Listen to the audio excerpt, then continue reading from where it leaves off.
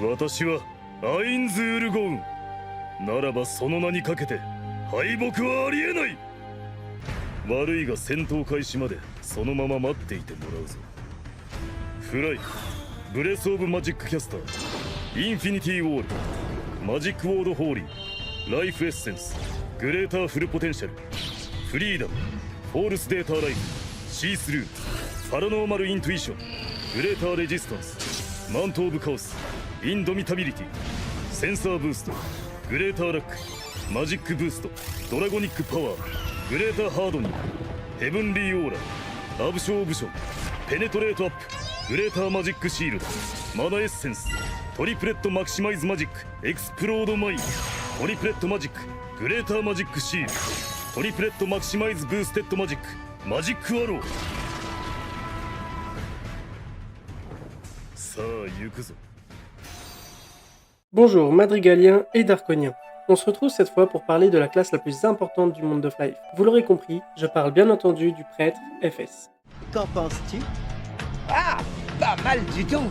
Merci, oui, c'est sympa. Bien, nous allons pouvoir commencer. Oui, passons aux choses sérieuses. Alors, avant de commencer mes explications, je vais directement mettre les choses au clair, je ne veux pas parler de la classe prêtre en elle-même. Le prêtre mérite une vidéo entière à lui tout seul, tellement cette classe est spéciale et ne se résume pas qu'à être un simple FS. Ainsi, je vais vous expliquer ce qu'est un FS, son rôle et la façon dont on peut l'utiliser. Pour commencer, le FS va se jouer en double compte en tant que personnage secondaire.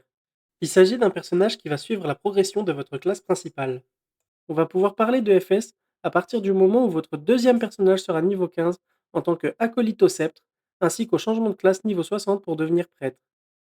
Le rôle du FS est d'assister le personnage principal en le soignant et en lui apportant des boosts que l'on va appeler des buffs, ou même carrément ressusciter votre personnage en lui évitant une perte d'XP considérable. Il servira aussi de sac d'inventaire, puisqu'il vous évitera d'aller faire des allers-retours toutes les 30 minutes pour vendre vos items ramassés. Il suffira seulement d'appuyer sur la touche F pour que votre FS vous suive.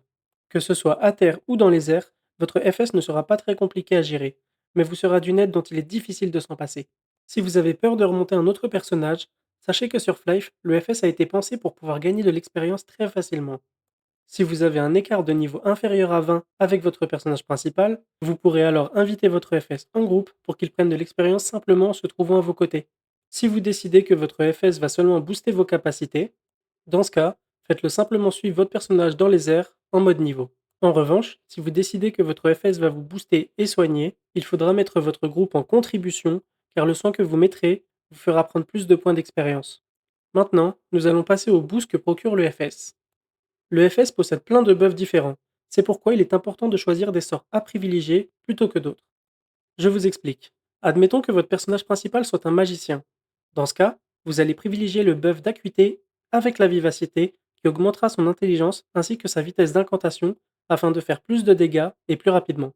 C'est donc de cette façon que votre FS se rendra très utile. Privilégiez les buffs dont vous avez besoin afin de faciliter grandement votre progression.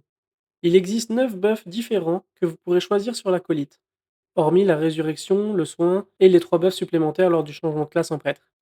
On va avoir l'acuité qui augmentera votre intelligence, pas léger pour la vitesse de déplacement, patience pour les PV max, vivacité pour la vitesse d'attaque et d'incantation, métabolisme pour l'endurance, félinité pour le bloc, adrénaline pour la force, boulet de canon pour la dextérité et précision pour le toucher.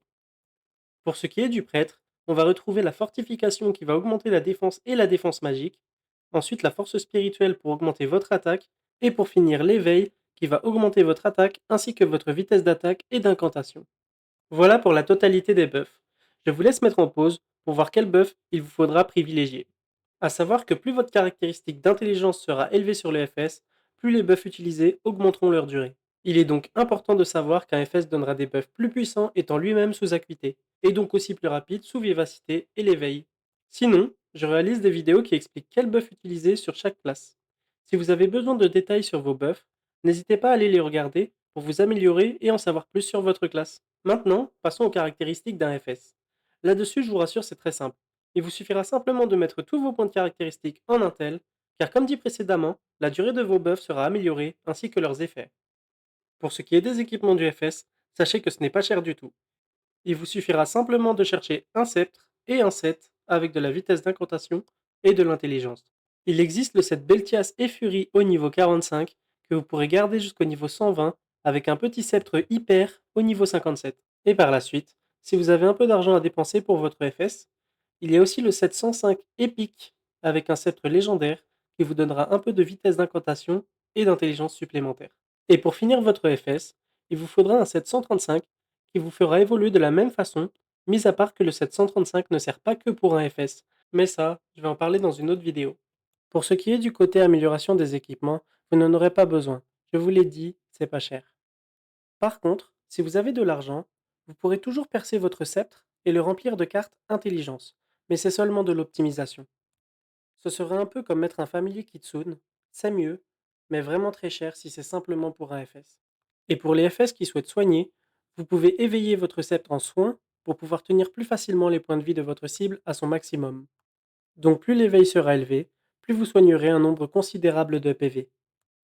Voilà pour les améliorations.